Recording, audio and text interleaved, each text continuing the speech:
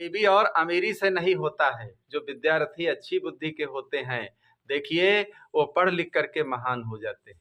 Lincoln जी कितने गरीब थे, जहाँ रहकर पढ़ते थे, देखिए, तो वहाँ पर दीपक भी नहीं था, और कितनी गरीबी में पढ़े लिखे थे। पढ़ लिख करके जब वो अमेरिका के राष्ट्रपति बन गए, तो जहाँ रहते थे जिस महिला के यहाँ, उनसे जब मिलने आए, तो वो तो जान नहीं पाई। तो उन्होंने पूछा, बहुत पहले तुम्हारे यहाँ लिंकन नाम का एक लड़का रहता था, वो कैसा था?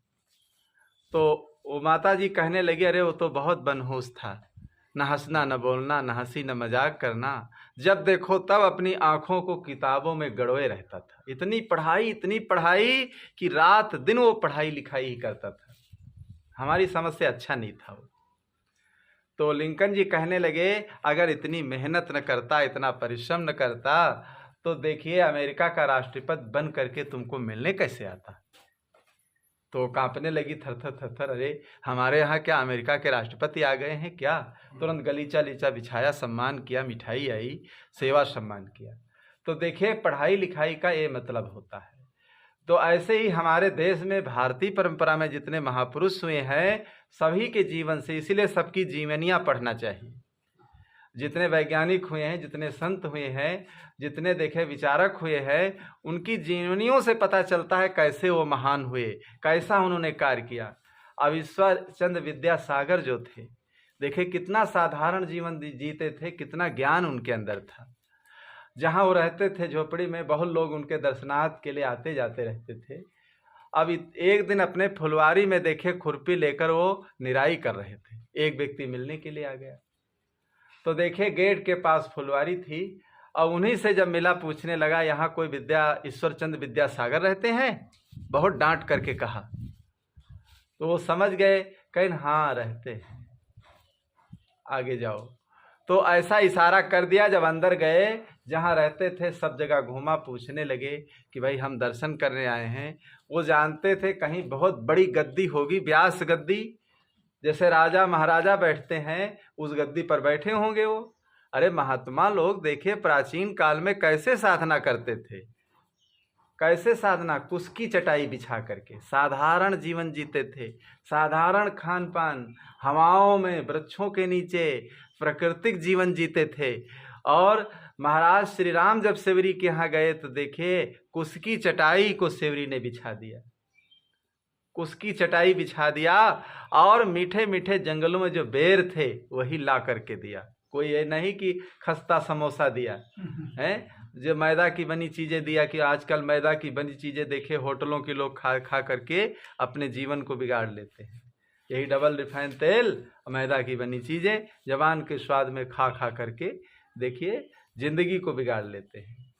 तो वही जंगल से सेवरी जो बेर चुन चुन के लाती थी, अरे वही जंगल से सेवरी बेर बीन लावे, वही जंगल से सेवरी बेर बीन लावे। तो कहाँ गए हैं श्री राम सेवरी के घर माँ, आए हैं आज श्री राम सेवरी के घर माँ। तो वही जंगल से जो बेर बेर बीन कर लाती थी, उसकी चटाई बिछा दिया। भगवान देखिए श्री राम कितनी प्रसन्नता से उस चटाई पर बैठ करके देखिए सेवरी के आश्रम में बहुत प्रसन्न हो गए। सेवरी को नवधा भक्ति का ज्ञान दिया उन्होंने। तो हर आदमी को देखे सादा जीवन जी करके, सादे विचार अपने रख करके इस जीवन को व्यतीत करना चाहिए। तो विद्यार्थियों के मैंने ये 5 लक्षण मैंने बताया आज, कि इन 5 लक्षणों को जो विद्यार्थी अपने जीवन में पालन करते हैं, उनका जीवन देखे महान हो जाता है। तो इसलिए सभी बच्चों को देखिए ये अपने अंदर ऐसी महानता लाना चाहिए। कैसे लाना चाहिए? एक टुनटुन नाम का लड़का था एक गांव में, उसका नाम टुनटुन था। तो उसके पिता एक्सपायर हो गए थे, माँ थी। तो एक दिन माँ से कहने लगा कि माँ मेरे पिताजी कहाँ गए? कहीं पिताजी को देखे लोगों ने मार दिया था, कहीं जमीन लोगों ने छीन लिया, सब आसपास के लोगों ने। तो कहा कुछ पैसा हो तो हम व्यापार करने जाना चाहते हैं। तो 30 रुपये थे उसके पास, माँ ने दे दिया तो वो चल दिया। चलते चलते आगे बढ़ा तो एक आदमी हल चला रहा था, तो उससे कहने लगा, अरे हल चला रहे हो, आज जो बड़ी बाग है उसमें सरकार पैसा बंटवा रही है, तो लेने नहीं जाओगे? कहीं हमारा हल बैल कौन देखे? कहीं हम देखे रहेंगे, जाओ तुम। चल दिया। तब तक एक धोबी राजा के रत्न जटित कपड़े धोने जा रहा था। कहीं ना, आज कहाँ आप जा रहे हैं? कहीं हम तो कपड़ा धोने जा रहे हैं राजा के। कहीं ना, आज सरकार पैसा बंटवा रही तो जाओ पहले ले आओ। कहीं नहीं, हमारा गधा और कपड़े कौन देखेगा? कहीं हम देखते रहेंगे। तो वो भी चले गए। तब तक एक बूढ़ा माता आ रही थी। लोग पैदल जाते थे, ससुराल को पैदल जाते थे, बहू को पैदल लाते थे, गाड़ी गड्ढा कुछ नहीं था। साइकिल जब नहीं थी, साइकिल का आविष्कार जब नहीं था, तो कहीं ने गठरी हमारी लड़की, कहीं हम देखे रहेंगे। तो बूढ़ा माता और धोबी और बैल वाला तीनों बड़ी बाग को ढूंढते ढूंढते गए, लेकिन वहाँ कहीं कुछ नहीं था, पाए ही नहीं। पता बता दिया। जब बहुत देर हो गई तो देखे गधे को, रत्नजटित कपड़े, बैल और उस लड़की को, और कपड़े जो थे सब ले करके अपने घर को चले आए। ढूंढते ढूंढते तीनों व्यक्ति जब घर को आए तो 3 खटिया बिछा दिया। जैसे भगत जी ने देखे 3 खटिया हम लोगों के बिछाया है आज, तो खटिया बिछा दिया बढ़िया, और कह दिया, देखे सब पूरी पकवान, अच्छे अच्छे व्यंजन बन रहे हैं, लेकिन हिसाब से खाना।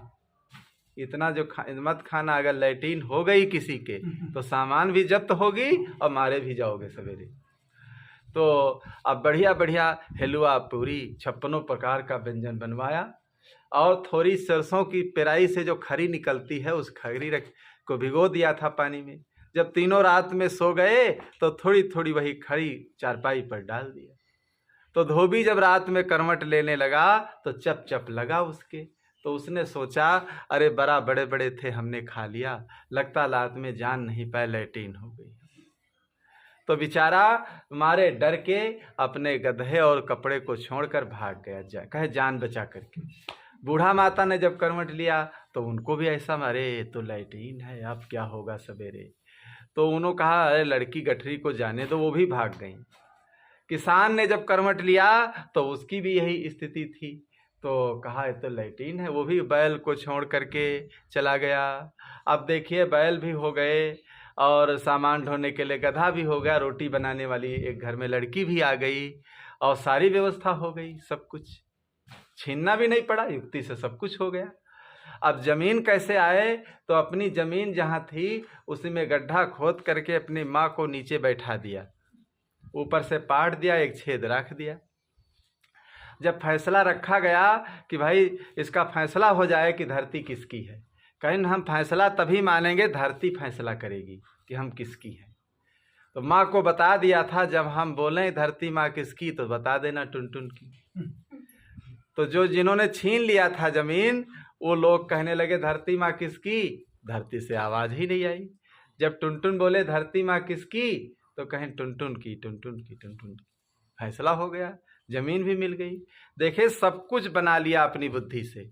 इस कहानी का, इस दृष्टांत का सिद्धांत क्या है? टुनटुन है जीव। इस जीव में इतनी शक्ति है और इतनी करामात है, कुछ न हो फिर भी ये सब बना लेगा,